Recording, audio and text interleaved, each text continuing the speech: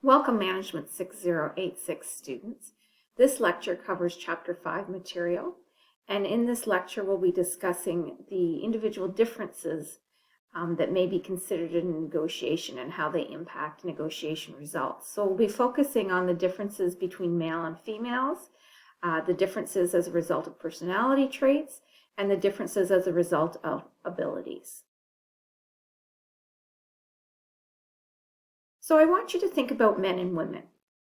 And I want you to think about when it comes to negotiations, do you think they negotiate differently? Do you think they get different results? What do you think? Well, research has shown that yes, men and women negotiate differently, and men and women get different results. So they have found that women behave less competitively and more cooperatively in negotiations than men, and men tend to negotiate better outcomes than women when the same tactics are used. So this is really interesting. So if a man went in to buy a car and he said certain things, he had certain body language, he showed certain research as to what he thinks the car should be, he'd get one price. But if a woman went in and said the same things, used the same body language, showed the same research, her results would be different. So that's interesting. Some of the reasons why they think this happens is from birth. Men are taught to be competitive and they're raised to be competitive, and that's what they should be. Whereas women, it's the opposite. They have learned that competing and winning against men can sometimes threaten socially defined norms of masculinity. And women have been groomed and raised to maintain that social harmony, and sometimes are punished for self-promotion or competitive behavior. And so as a result, they act differently. They have found that in negotiations, men are more likely to discuss positions, whereas women are more likely to reveal personal information and feelings. They have found men are more likely to lie than women. And they have found that men are more likely to negotiate than women. So this is really important when it comes to salary.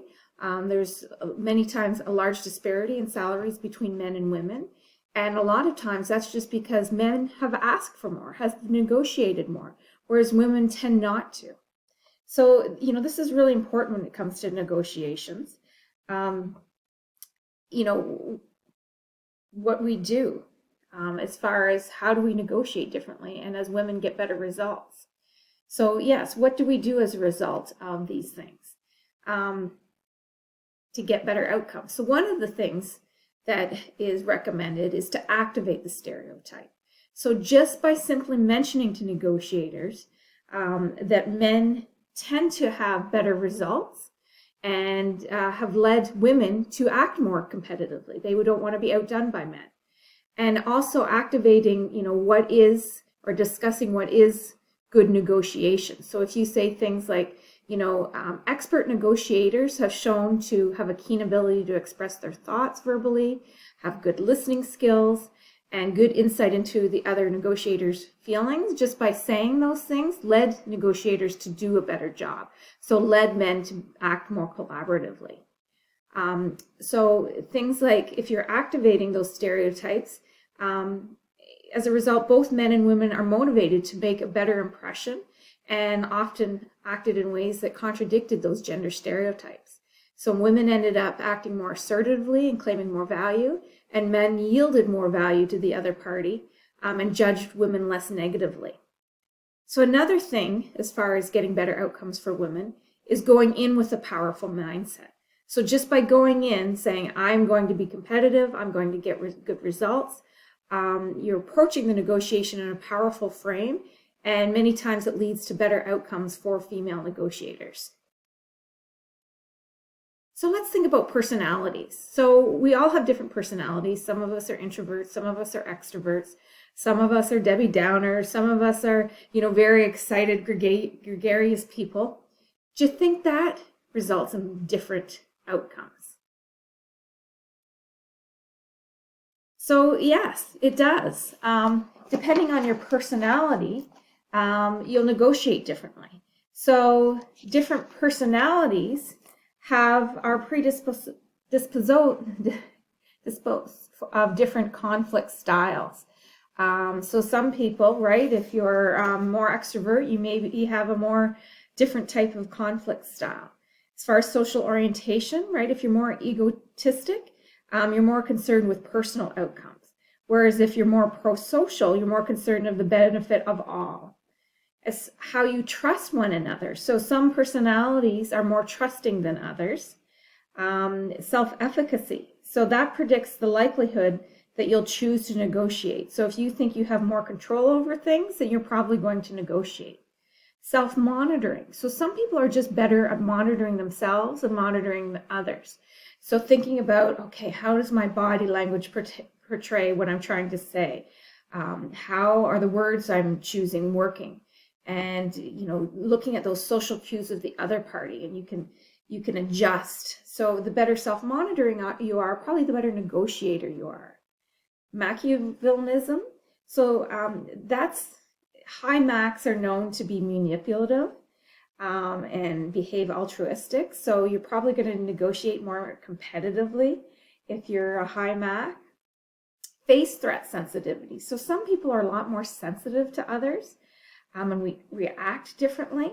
So you may be more competitive if you react negatively to other things, or maybe you'll cry if somebody says something. So you want to watch that you're prepared and you can react to threats and not be too sensitive. So the big 5 personality traits are things like, extrovert, agreeableness, conscientiousness, and emotional and openness. So those personality traits do affect how you negotiate and how you react to the other side and the results of your negotiation. So we've looked at this conflict management style before, and we've talked about, in most negotiations, particularly high stakes negotiations, we're striving for this collaborating conflict management style. But depending on your personality, people may use styles consistently because they have a personality predisposition to do so, in addition to strategic reasons. So some people, just their conflict style, they're just born to be more competitive. Some people just want to avoid. They don't want to negotiate. If you want $6,000 for that car, I'll give you $6,000, and I just don't want to deal with it. And some people are just lazier and they just want to compromise.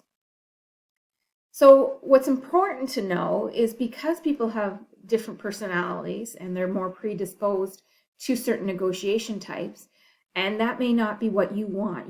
Maybe they're competitive and you want it to be a collaborative negotiation. So what do you do in that situation? And one of the things you should do is ask and listen. So competitors love to talk about themselves, and that's okay. Just sit there and let them talk. And the more they talk, the more they're probably going to give things away. They're going to give away their resistance points and their BATNAs. So that's a good thing. You get to learn more. So when you're listening to them, remember to paraphrase their argument and repeat it back to them. So if they're aggressive, just don't debate it. Just ask lots of questions and get a better picture of the get a better understanding of the bigger picture. The more they talk, the more they'll realize maybe they're not being realistic. Stick to your principles. So, competitive people, they respect others who stick to their principles. And if you've done your research, you're understanding what, where you need to be and what's a fair and reasonable price. Openly state your source of power. You don't have to hold it back. You don't have to hide it. If you say, this is my alternative, and you let people know right away, then it can speed up the negotiation. And competitors are usually not offended by direct language. So think about that. And of course, the biggest thing I can tell you is to be prepared and don't second guess yourself. So if you're prepared, you won't be easily swayed by a competitive negotiator. You know what's fair, and you've done your research. So stay focused on your goals, smile a lot, let them know you won't be pushed around. So I want you to think about intelligence, perspectives, and experience. So do you think smarter people that have higher IQs are better negotiators? Do you think people that are good at putting themselves in other people's shoes are better negotiators? And what about experience? Do you think people that have negotiated a lot are better negotiators because of their experience? So yes, as far as intelligence, we're talking about cognitive ability, and that involves a person's mental capability to reason, plan, solve, abstract think, comprehend complex ideas, learn quickly. So it's shown, right, that smarter negotiators have an advantage to moving to collaborative negotiating and exploiting, all the options out there.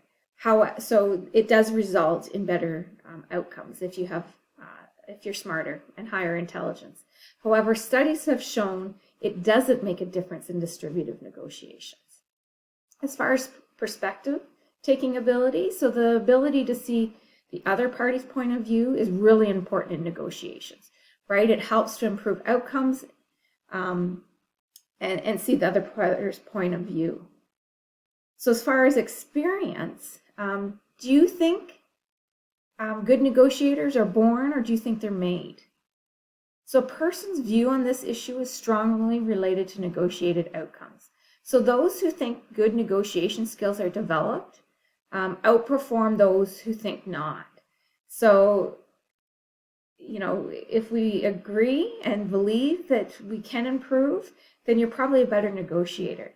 So as far as experience, research has shown experienced negotiators do better, right? They usually consider more outcomes. They spend more time looking for areas of common ground.